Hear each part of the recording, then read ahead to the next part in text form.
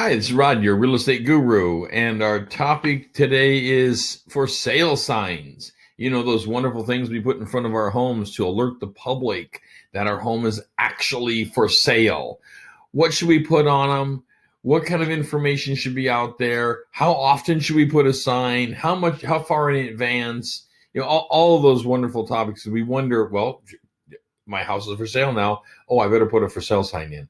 You know, it seems simple to put a for sale sign in, and yet it is still one of the very top things you should be doing for the local customer. Now, it's not going to draw people in from distance and far and really do a huge amount of marketing because we have the internet for that wonderfully, and newspaper advertisements are still popular, lots of things, but the for sale sign is still an important piece. It's mostly important to help people identify which house you are. Now, we do have clients now and then that is simply saying, look, I don't want a for sale sign. Can we do this without a for sale sign? Absolutely, we can. Your house can sell without a for sale sign. It's going to be a little more difficult and certainly more discreet, which is the point of doing it, but it's going to be a little more difficult because people like to drive by and find your house and see what's going on with that neighborhood.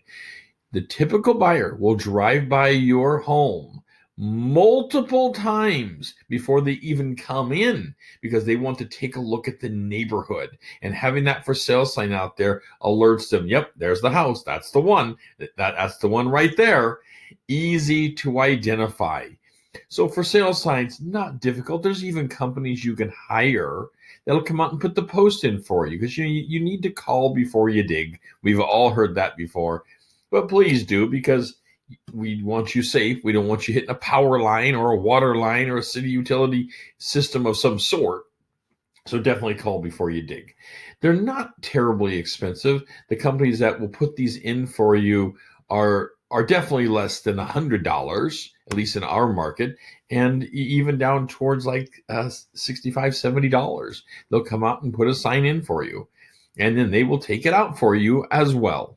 So they can do all that, and then you can hang a for sale sign. Now, if you're a licensed agent, there are rules that go along with this. Part of your rules of being in business and being licensed is what you can put on the sign. But what about for everybody else? What about the advertisement for all those out there that are selling, for sale by owner? Well, if you're for sale by owner, you definitely want to put your phone number on there, some way of contacting you. An email address wouldn't be too bad, but using those little block codes, and I'm sorry I'm blocking the the name of them at the moment, but there's those little URL type codes, and you scan it and it comes up to your phone, and it can give you an advertisement, the contact of the person. Very, very popular, and something that we certainly utilize as well to give even more information. Now, many people on the signage will put a box out there, and the box itself will have flyers. We often will use what's called a Perma flyer. Otherwise, your neighbors and just looky-loos come by, including licensed agents, and will just quickly grab a flyer out. And, on nice paper, color flyers, they can run quite a bit of money. Not that you're minding too bad, because you are trying to sell an expensive asset, so you don't mind putting some resources into that. But you don't want to just be putting resources into people who are just trying to grab a flyer for no great cause other than just grabbing a flyer. I remember my mom telling me she never passed one that she wouldn't go out there and grab because she just wanted to know. She wasn't in the market at all. So consider things like a perma flyer, which attaches itself. It's a laminated piece, same information, attaches itself to the post so people can take a picture of it, they can read it, and it'll have one of those little barcode deals on there, and they can scan it and it'll come up to their phone. Let's face it, we are in the day and age of everybody walking around with a computer in their pocket known as a mobile phone. And those things are wonderful because they can shine their camera at that code, and all of a sudden they have the information right there, even better than having the flyer, because it travels right there with them and they can have it. So certainly consider that. What about signage for an open house? Well, you have to consider people don't know your neighborhood necessarily. A few will, and those that do don't care about signage.